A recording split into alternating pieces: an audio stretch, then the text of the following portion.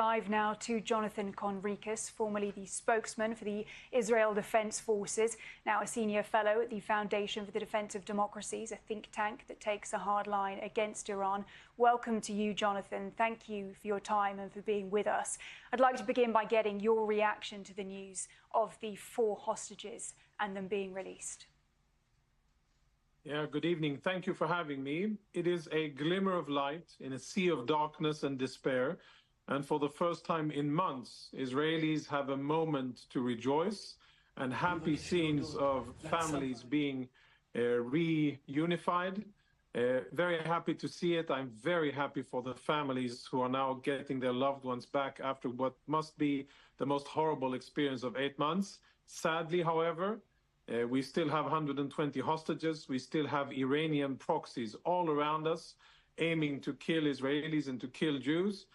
And we still have a lot of work to do in order to return to safety and security in Israel. And as important as this event is, it is a drop in the ocean, and there is still a lot of fighting left for us to be safe in our homeland. Jonathan, there is concern about the death toll among Palestinians. Do you think Israeli forces anticipated the level of casualties incurred? Yeah, I think that the whole civilian issue here really needs to be analyzed impartially and understood. According to the reports that I have gotten, and also to the testimonials and even statements made by Hamas spokesperson, the Israeli hostages were held and jailed by Palestinian civilians in a Palestinian civilian area. And as regrettable as any loss of life is, I think that we would have to investigate really who were the people who jailed these Israeli civilians for 8 months. Why did they do it? What was the role of the surrounding community and the hundreds, if not thousands, of Palestinians who for sure were aware of the fact that the Israeli hostages were being held in their midst, and why were they complicit with Hamas? But Jonathan, we don't know that they were necessarily complicit with Hamas. All of the casualties that were incurred, there are reports of women, of children who are among the dead. It is appearing to be a high civilian death toll. Would there have been a warning to those civilians for them to get out on time? For sure, of course, we cannot anticipate Israel to be warning ahead of a raid to extract or to save hostages, because then what the terrorists would do is to kill the hostages, and that would defeat the purpose. So, of course, we cannot expect that.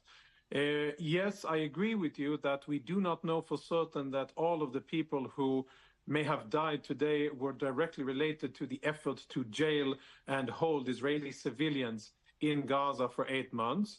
There was a significant firefight. According to testimony of Israeli soldiers, there were RPG rockets, heavy machine gun fire, grenades being thrown. And I think we cannot rule out that at least some of the alleged Palestinian casualties were a result of a reckless Palestinian fire. They may have been a result of Israeli fire. We don't know. But the bottom line here, what I think is the most important thing, is that, again, just like we saw in Rafah about 3 months ago, Israeli civilians were held hostage by Palestinian civilians. There were Hamas armed gunmen guarding as well. But the bottom line was that we have complicity of Palestinian civilians who are so endeared. Jonathan, we do have to say that we haven't been able to establish that at this stage. And as you have pointed out, there will have to be a further investigation. I do want to get your thoughts as to whether you are concerned about the potential for this to jeopardize the ceasefire plan, and of course as well the potential to see the rest of those hostages, as you say, released. I think that a ceasefire is not an aim to aspire to, but victory is what Israel aspires to. Victory in order to defend Israeli civilians and in order to allow them to go back home. Victory in order to get the hostages back. And a ceasefire, in my humble opinion, is defeat for Israel and a victory for Hamas. And as such, it is not what Israelis aspire to do, because a ceasefire would mean an existing Hamas, and it would mean further attacks against Israel just months or perhaps a year from now. And that is not something that I think we should aspire to. We should do everything possible, and the world should help Israel in getting the hostages back through applying pressure on Hamas to release the hostages, release civilians, women, children, and then, of course, also the soldiers that were taken unlawfully from Israel and are being held in captivity in Gaza. That, I think, should be the focus, and that is what I think should be the center of attention. Jonathan Conricus, thank you for being with us.